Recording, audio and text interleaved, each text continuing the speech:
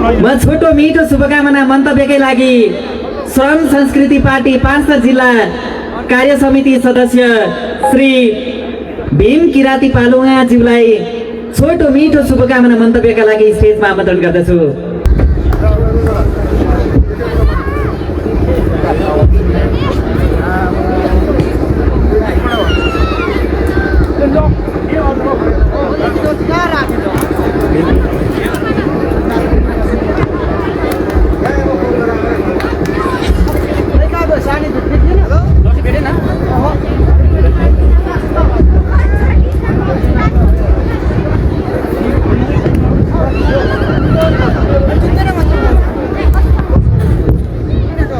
धन्यवाद छ हाम्रा आजका यस कार्यक्रमका सञ्चालक मेरा परम मित्र हेम सरज्यूलाई। यो आजको हाम्रो पान्थर जिल्ला हिल्याङ गाउँपालिका वडा नम्बर 3 जुन गोपेटारमा 9 वर्षको लागि आज मेला लागिरहेको छ, जुन सांस्कृतिक कार्यक्रम सहितको यो मेलामा उपस्थित हुनुहुने र विशेष गरेर यस आजको कार्यक्रमलाई अध्यक्षता गरिरहनुहुने अध्यक्ष महोदय, त्यस्तै गरी हाम्रो हिल्याङ गाउँपालिका श्रद्धेय अध्यक्ष मेरा दाजु, त्यस्तै गरी पूर्व अध्यक्षज्यूहरू, हाम्रा हिल्याङ गाउँपालिका वडा नम्बर 3 का अध्यक्षज्यूहरू लगायत सम्पूर्ण पार्टी प्रतिनिधि सङ्घ संस्थाका प्रतिनिधिज्यूहरूलाई म भीम किराती याटुङसाको तर्फबाट यहाँहरूको सम्मानको निम्ति मेरो 2 हातको सहायताले 10 औँला जोडेर यहाँहरू समक्ष हार्दिक हार्दिक नमस्कार सेवाहरू व्यक्त गर्न चाहन्छु, स्वीकार्नुहोस्।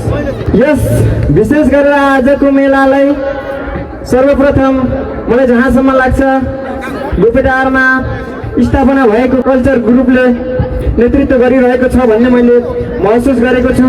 तसर्थ म सानो हुँदा आजभन्दा 6-7 वर्ष अगाडि गोपेटार कल्चर ग्रुपको नाम सुन्दै गर्दाखेरि मलाई सङ्घ संस्थामा प्रेरित हुनको निम्ति पनि यो हाम्रो कल्चर ग्रुप जुन गोपेटारको रहेको छ त्यसले मलाई सबैभन्दा ठुलो महत्त्वपूर्ण प्रेरणा दिएको कुरा म तपाईँहरूलाई स्मरण गराउन चाहन्छु। विशेष त आदरणीय उपस्थित आमा बुबा दाजुभाइ दिदीबहिनी साथै मेरा परम जेनजी साथीज्यूहरू लगायत यहाँहरू सम्पूर्णलाई हाम्रो पार्टीको तर्फबाट हार्दिक हार्दिक धन्यवाद सहित फेरि पनि एकपटक नमन गर्न चाहन्छौँ। यो देशको विकास र समृद्ध हुनको निम्ति सबैभन्दा ठुलो कुरा संस्कार र संस्कृतिले महत्त्वपूर्ण भूमिका निर्वाह गरेको हुन्छ भन्ने कुरा हामीले महसुस गरेका छौँ। तसर्थ श्रम संस्कृतिले यो देशको विकास, यो देशको समृद्धको निम्ति टेवा पुगोस् भन्ने खातिर श्रम संस्कृतिको महाअभियानलाई आफ्नो संस्कार र संस्कृतिको रूपमा अघि बढाउँदै श्रमदानको महाअभियानलाई प्रत्येक शनिबार हामीले यो देशको आफ्नो ठाउँको स्तर उन्नति गर्नको निम्ति जसलाई हामी श्रमबार भन्ने गरेका छौँ, आफ्नो ठाउँमा आफ्नो क्षेत्रमा श्रमदान गर्दै आएको कुरा तपाईँहरूलाई जानकारी गराउन चाहन्छु। तसर्थ त्यो एउटा सुनौलो अवसरमा यहाँहरूलाई पनि आफ्नो देशको आफ्नो ठाउँको विकास गर्नको निम्ति यहाँहरूलाई एउटा श्रमदाता बनेर प्रत्येक शनिबार सहभागी हुनको निम्ति सम्पूर्ण साथी सम्पूर्ण पार्टी प्रतिनिधिज्यूहरूलाई आग्रह गर्न चाहन्छु।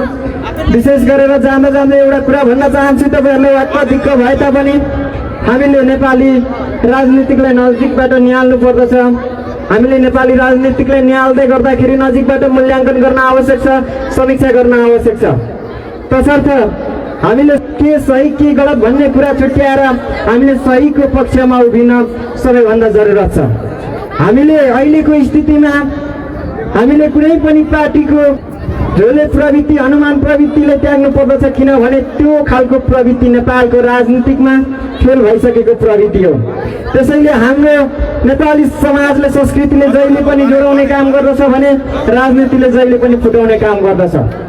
तपाईहरुलाई म जानकारी गराउन चाहन्छु, आज हाम्रो नेपाली समाज राजनीतिकले पिथल पिथल भइरहेको छ, जहाँ एउटै घर परिवारमा बाबु छोराको पनि बोलचाल हुँदैन, तलतिर मास्तिर पनि बोलचाल हुँदै छैन।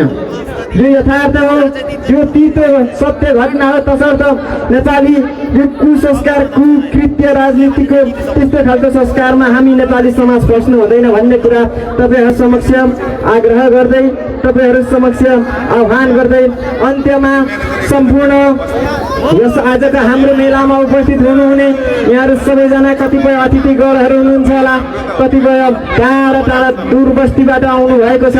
तपाईँहरू सबैलाई हाम्रो यो आजको मेलामा हार्दिकताका साथ तपाईँहरूलाई स्वागत गर्न चाहन्छु। र विशेष गरेर जुन हाम्रो टिमहरू आजको यस प्रतियोगितामा महिलातर्फको टिमहरू, पुरुषतर्फको फुटबल टिमहरू फाइनलमा पुग्नु भएको छ, यहाँहरूले विशेष गरेर अग्रिम उपाधिको जितको शुभकामना व्यक्त गर्न चाहन्छु।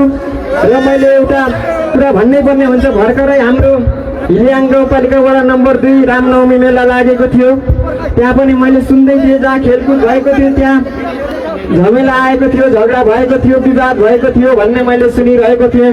तसर्थ आजको यो हाम्रो ऐतिहासिक एउटा यो मेलामा त्यस्तो खालको अप्रिय घटना नहोस्, अलोकप्रिय घटना नहोस् भन्ने तपाईँहरू समक्ष शुभकामना व्यक्त गर्दै 2083 सालको जसरी तपाईँ यहाँ आइरहँदाखेरि एउटा सरल सक्षम तरिकाले आउनु भएको छ, जोस जाँगर हौसला सहित आउनु भएको छ। तपाईँले यो मैदान छोड्दै गर्दा पनि आजको कार्यक्रम स्थल यो ठाउँ छोड्दै गर्दा पनि त्यसरी नै तपाईँमा जोस जाँगर हौसला उत्साह उमङ्ग यो भरिपूर्ण भएर तपाईँहरू राम्रोसँगले घर सकुशल तरिकाले जानुहोला भन्ने तपाईँहरू समक्ष शुभकामना व्यक्त गर्दै भीम किराती याक्तुङसा आफ्नो छोटो भनाइ यही अन्त्य गर्न चाहन्छ।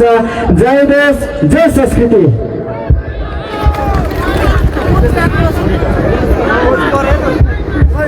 धन्यवाद। छोटो मिठो शुभकामना मन्तव्यका लागि कार्यक्रमका अतिथि श्रम संस्कृति पार्टी पाँचथर जिल्ला कमिटी सदस्य भीम किराती पालुङज्यूलाई म हार्दिक आभार प्रकट गर्दै